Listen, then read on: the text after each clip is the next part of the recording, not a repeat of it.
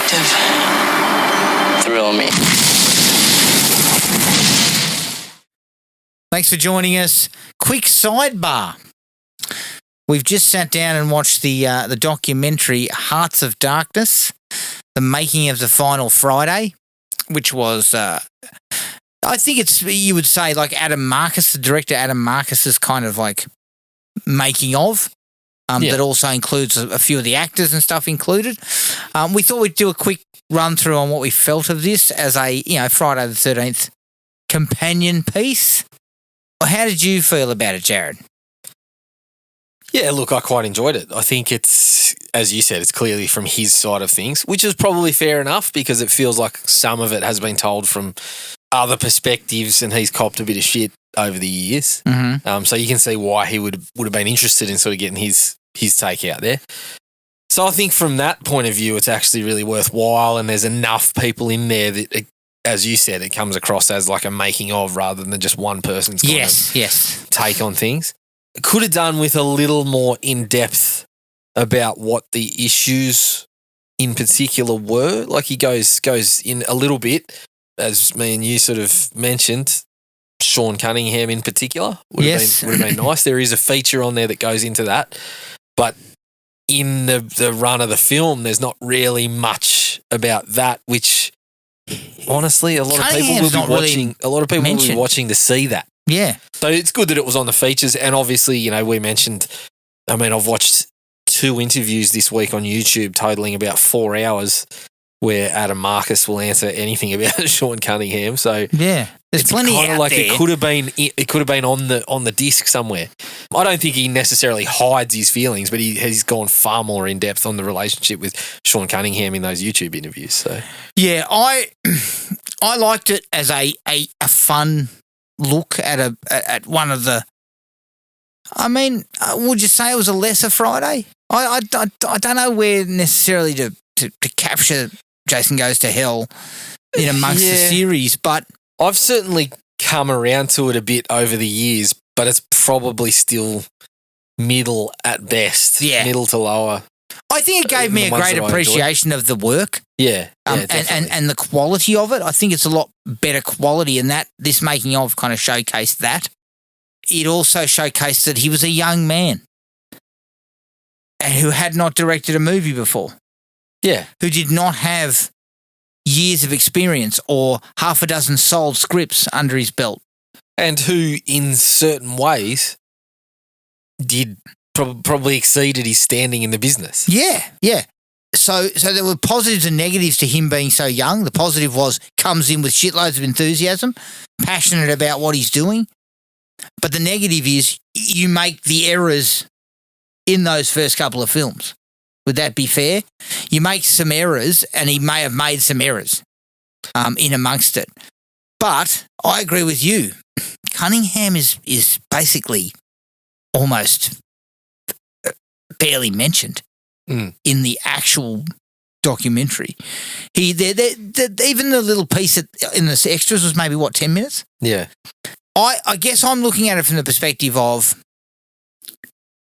I read that chapter in Crystal Lake Memories, and there's a number of issues mentioned by both Marcus and Cunningham, and multiple people mentioned several issues. Yes. So where was that? Yeah. Where was that stuff? Even the little vignette about the involvement of a writer by the name of Jay Hughley.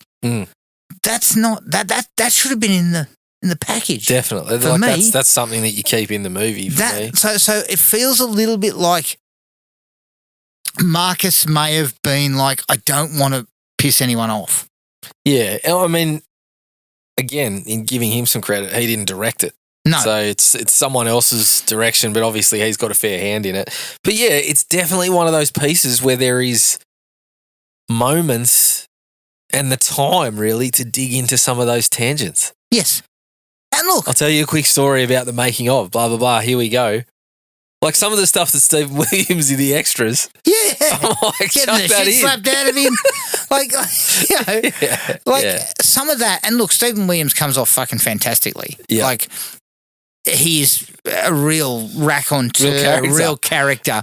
And as I said to you, Jared, a guy like him is more than happy to provide anything to this because he has come out of this so well because everybody loves Creighton Duke.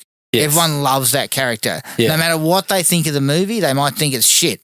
But everyone looks at the Creighton Duke character and loves the character. Yeah, and So you've got a couple of Williams players like that. Like he's nice and loose. Kane Hodder comes Yep. across a bit like that. Richard Gant, although not in it a lot, Yep. has a few moments like that. Yeah, Like, he enjoyed himself. I really liked the observations of the cinematographer.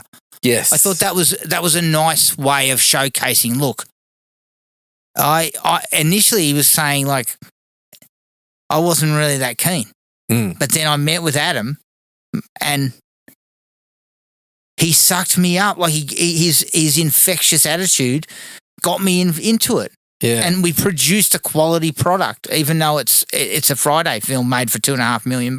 And he actually comes across as, again, not as much in the movie, but when you know a little bit about the stuff that Sean Cunningham says, when you're watching Bill Dill, I believe his name was, Yes. when you're watching Bill Dill in the movie, you're like, well, he kind of comes across as Adam Marcus's biggest card in this. He said scenario because he's backing up Marcus to the hilt. Correct. And saying Marcus did fantastically, Cunningham didn't shoot extra, like this and that. And as you pointed out, Marcus, outside of the film, has brought up shit that this is what I would have loved to see some of that. And I think you're right. I think he doesn't want to run down Sean Cunningham No. in the movie, but he makes fantastic points in those interviews. Like when Sean Cunningham, again, I think it's in the extras on this, when he starts saying, oh, I reshot 45 minutes. And then Adam Marcus in that YouTube interview is like, well, what is it? You hated the movie. You hated the movie. So did you hate your movie or did you not shoot that stuff? Yeah. Like, which one is it? Correct. And he makes another fantastic point about the mask. He's like, you honestly going to tell me that a 23-year-old director told Sean Cunningham, I'm going to take the mask out, and that it was my decision? Yeah. That Sean Cunningham, if he didn't want to do that, didn't just say, nah. Yeah, exactly. So I feel like it's a nice piece. It's fun. There's some behind the scenes stuff on there which I really liked, and I think there were some really good observations by some people that we haven't heard from, which was good. As far as the movie's concerned, you can see a quality to it, a sheen. The effects are fucking excellent. Apart from that ridiculous fucking thing that there's some cut out missing. There's some stuff that's in the extras of like a creature. that creature that comes out of the guy's neck, and then it just scurries off, and it ends up going in between Aaron Gray's legs and becoming Jason again. But they had another version. It was like a bigger version. That looked fucking shocking. Like you can see, you can see why they cut that out. Wisely cut that out. But yeah, there's some stuff missing. There's supposedly discussions in the book in Crystal Lake Memories about issues with the main actress, which have not even mentioned. No, and they don't get her speaking. No. So she's a notable absence. Yep. Cunningham's a notable absence. I would have liked to hear from Aaron Gray as well, because around that, you've almost got the rest of the cast. Yes. So, yeah, it would have been great to hear and address some of that. Yeah. Because now, Adam I'm not Marcus trying to say said, you want to shit can Marcus, because he was young, she was young. Yeah. I suggest there was some tensions. But he's actually said that there was. Yeah. So if you're fine to put that out in the open, awesome. Put it in the movie. And those tensions were probably brought on by the fact that they were both fucking in their early 20s. Yeah. Like, you're not usually thinking that well. And you've got the pressures of a big, not a big budget, but a franchise movie that's on your shoulders. So I could see why some of that might happen. So I don't think that there's anything wrong with going there. No. But you needed both sides. You needed her. Yes. Maybe that's why he didn't do it, Jared, because she wasn't interested. Yeah. I don't know. And he didn't want to fucking slam her or make out like he was slamming her. I think that's what he's done, because he is trying to, he has put out the message that he isn't trying to run people down, and he is sort of, he doesn't hold any grudges with her. And the same thing with Cunningham. Maybe that's why that's been left out, because they asked Cunningham to be involved Yeah. and he never returned their calls. Yes. America Industries was fucking going off at the time. He had so many scripts on his desk, he probably never got the chance. Fucking Jesus. Yeah. In that sense, I think, I think that's where it comes from. Because there's other parts where it's like clear they're not too concerned about mainly the fan testimonials. They're fine to show both sides of the. You know, we open with a great quote from a good review, and then it follows it up with a Reddit comment. It's not getting enough, guys. Shit getting the movie. So they're okay to sort of engage with some of the criticisms and stuff. Mate, I would have loved maybe just a little bit more of that. And then because that's where you can explain, well, here's what was going on. So I think Marcus seems to be comfortable, Jared, with it's either your cup of tea or it isn't. Yeah. This is what we did. Yes. Right? Now, I'm with you. And he's proud of it. He's deservedly so. Like he's proud of it. Whereas Cunningham, in everything that they show in the extras, he just doesn't seem like, and everything that I read, because I went back and read that chapter of Crystal Lake Memories before we watched the doco. Yeah, I read a little bit of it.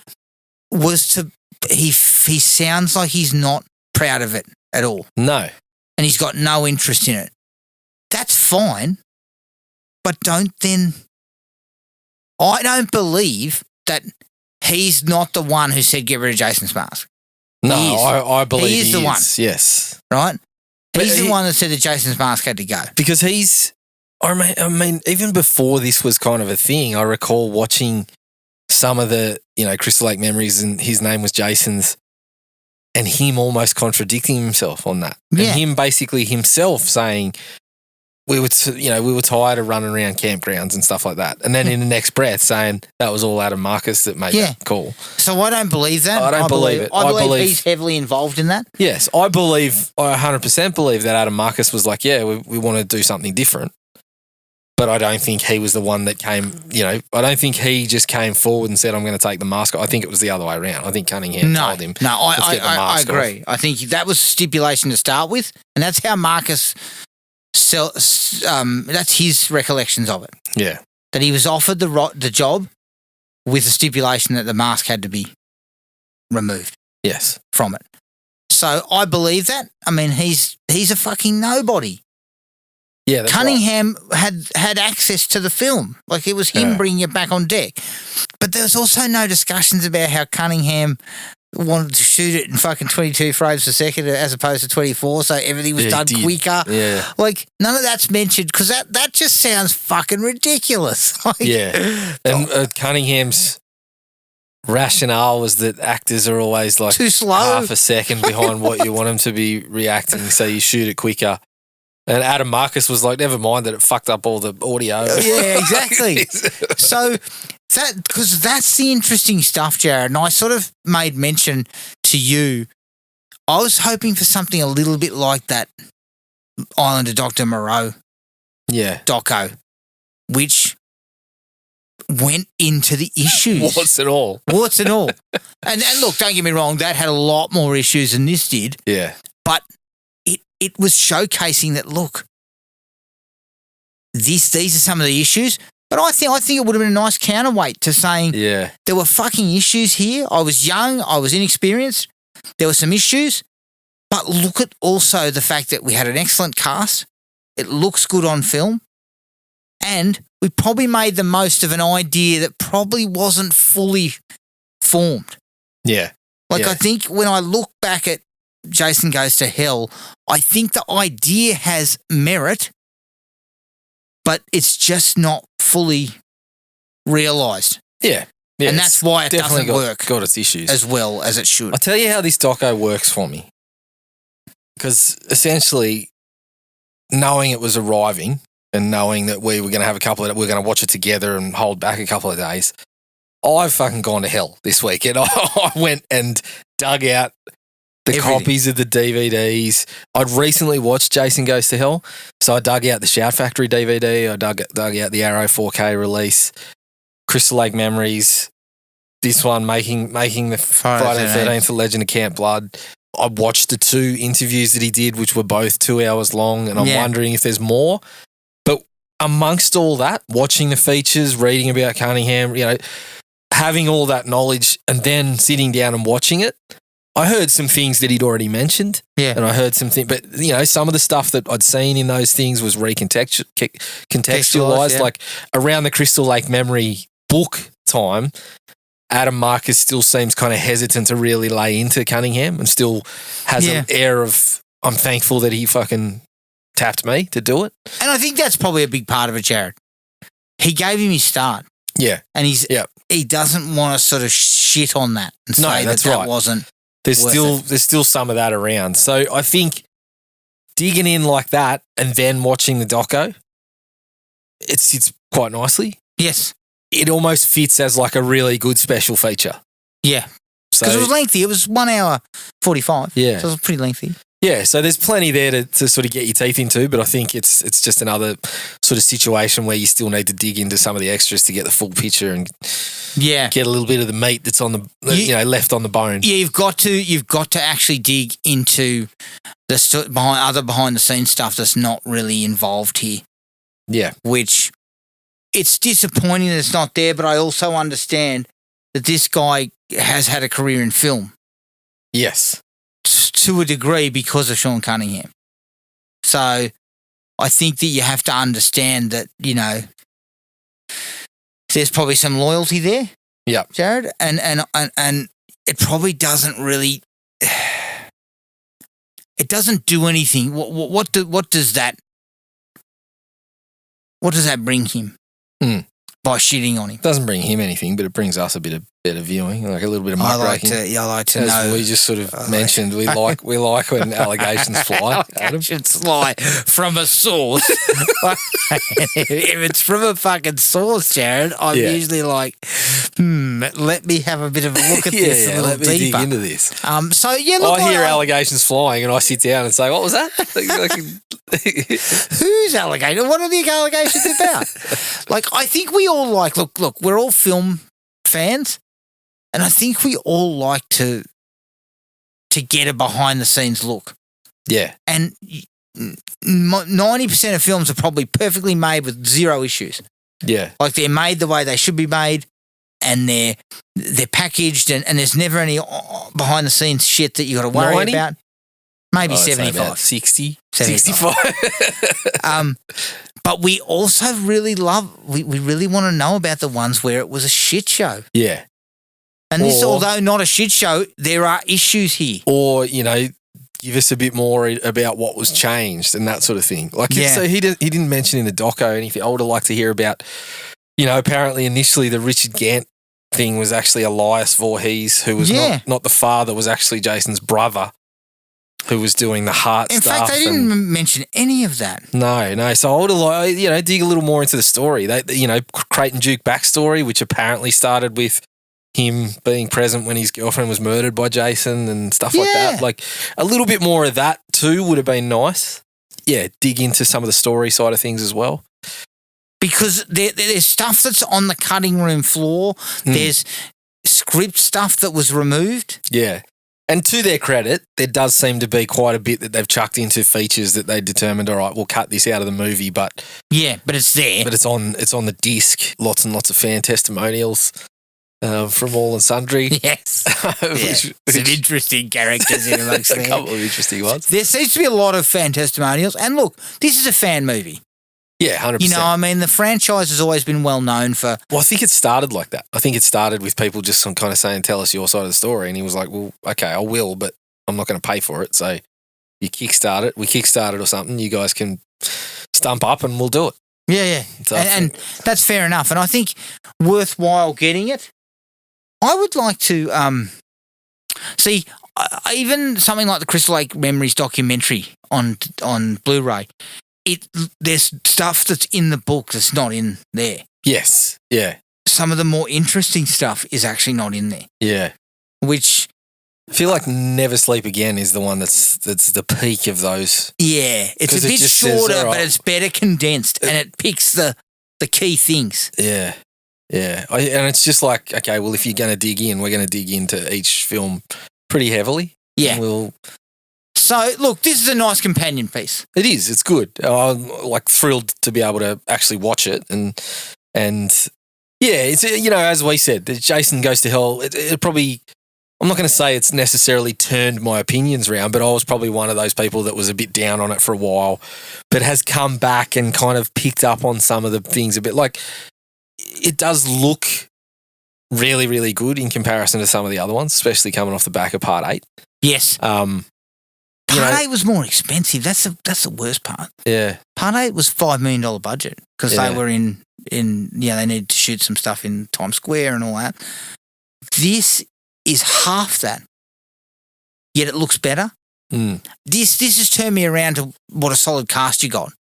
Yeah, definitely. And it's also not a cast of teenagers. No, and I think I said to you, it might not even be at the top end. It's kind of the depth. Yeah. The deeper sort of bit players are the ones that had good careers Yeah. and longer careers, whereas the leads did some work but kind of backed off from the industry a little bit. Yeah.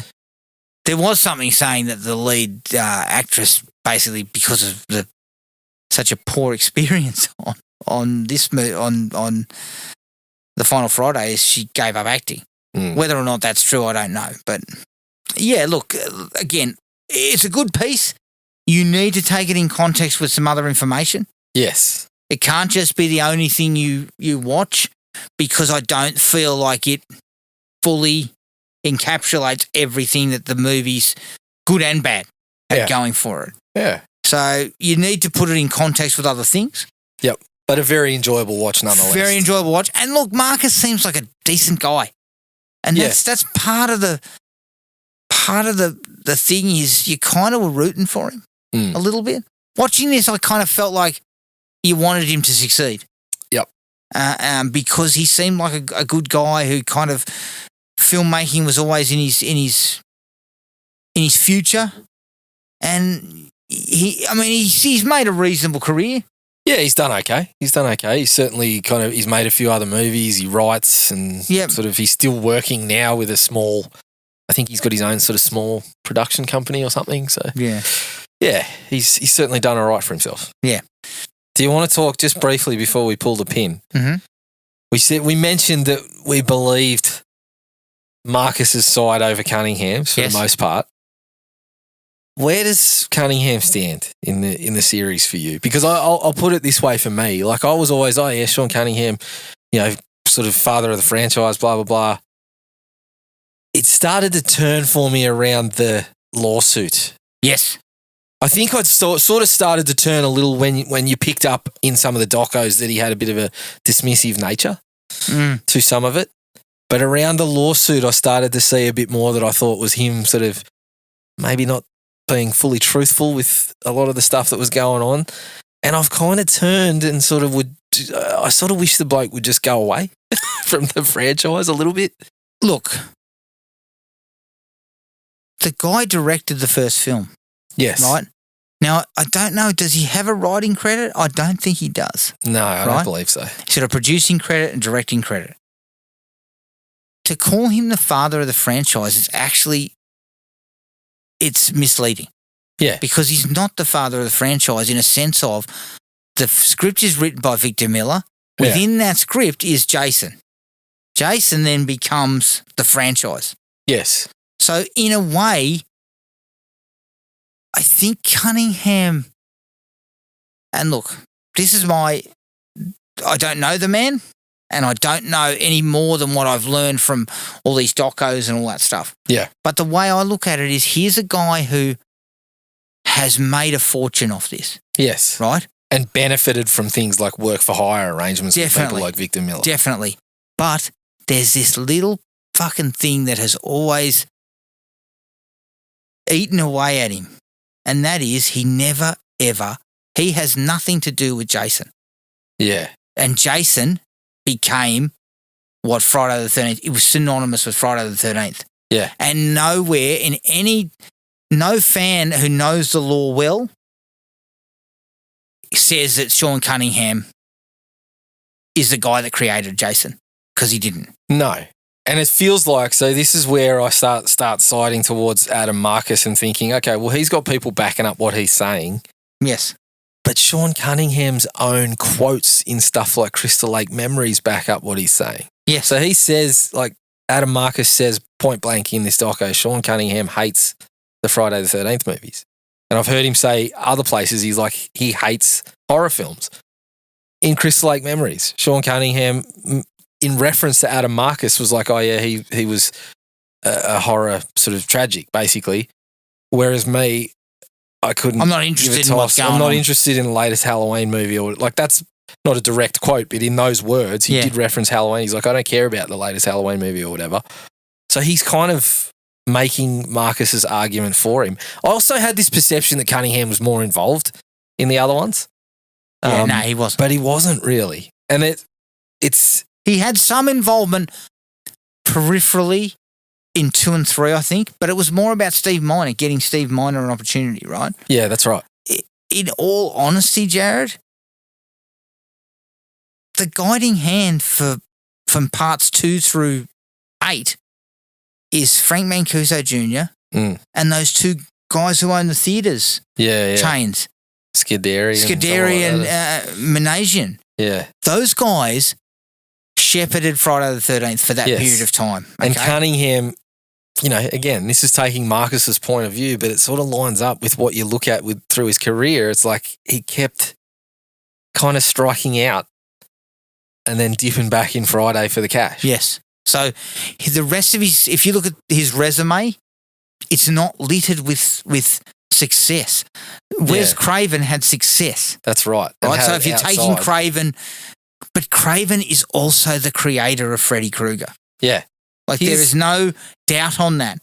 Even though there was all that shit, that falling out between him and Bob Shea over money, at no point did Bob Shea indicate that he or take credit for the creation of Freddy Krueger. Yeah. And like when Craven was involved, number one, he creates it to start, comes back for part 3, sort of revamps it. Yeah. Comes back again to sort of, you know, add some new, fresh stuff to the franchise. Like Craven's always been a part of that. Let me give you a quote from Cunningham from the Making Friday the 13th, the Camp Blood, Legend of Camp Blood book. Yep. This kind of sums up, and again, this is from Cunningham's mouth that sort of backs up what Adam Marcus was saying. He says here, when they're talking about why he opted to come back when Mike DeLuca at New Line at the time was sort of saying we got the rights and whatever, or we want to be part of the rights. Cunningham says, people must think I've seen all the other sequels, but I never really did.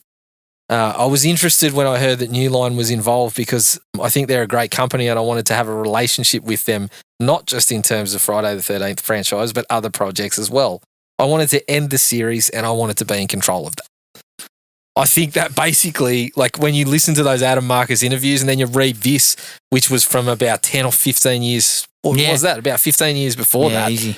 It's like Cunningham's just telling you exactly what Adam Marcus is saying and he's kind of said it all along. But I think that also adds to, I feel like his legacy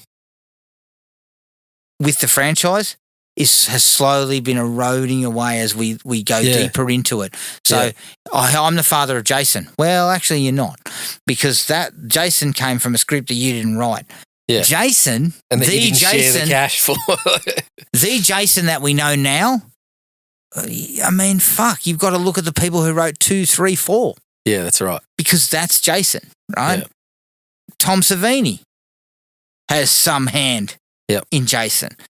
So I think that started to erode part of this whole legacy that Cunningham had kind of got for himself. The lawsuit is eroding it further. Yeah, and it feels like, look... And the control he once had to it is going. It feels like he would have dropped it cold if he was able to make his cash outside of it. Yeah. But he sort of had to keep coming back because the lure of it, nothing else he did really sort of filled the coffers like Friday. So Jared, do you think if he'd have had success with a couple of future projects, he would have dropped out of Friday instantly? That's the feeling I kind of get.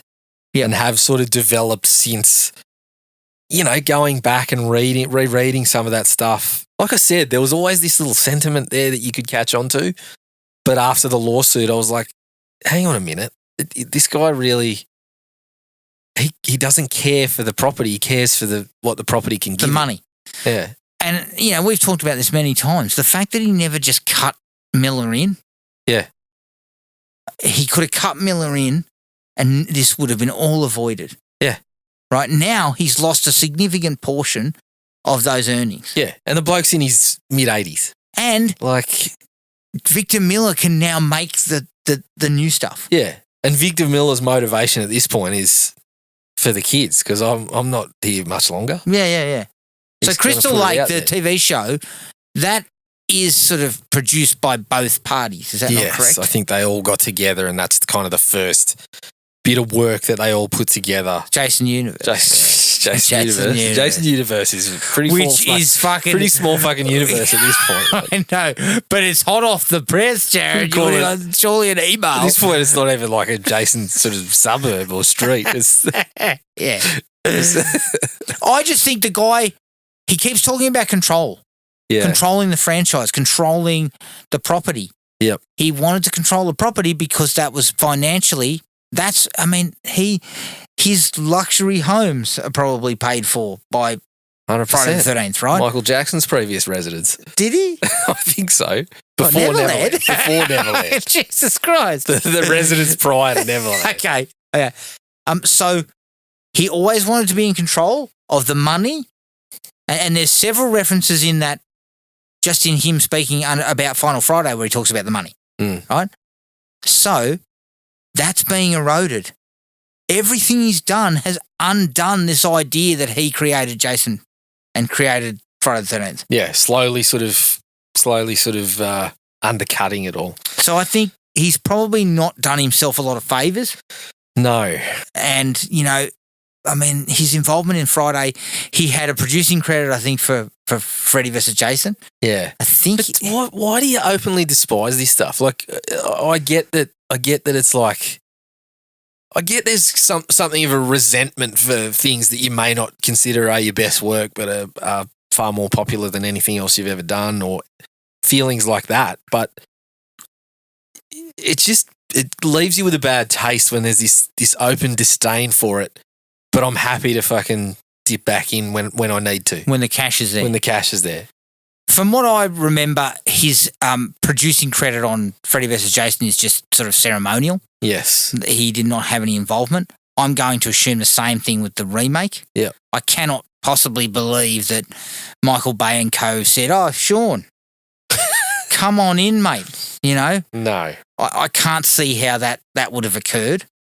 I mean, fucking Michael Bay didn't he didn't even turn up. No, that's right. So he's not fucking turning up. I just think Cunningham was a name. Yeah. So they kept bringing him in because he owned the rights to the projects. Okay. Yeah. I just think he's probably done himself a bit of a disservice. Yeah, I think so. Over the years. Whether he believes in, whether he feels that way, like, fuck, it's his opinion if he hates horror films. And I would just prefer he was a bit more upfront and said, look, the Friday is my fucking cash cow. Just keep licensing it, live Yeah. off that, and just, be thankful for that part of it.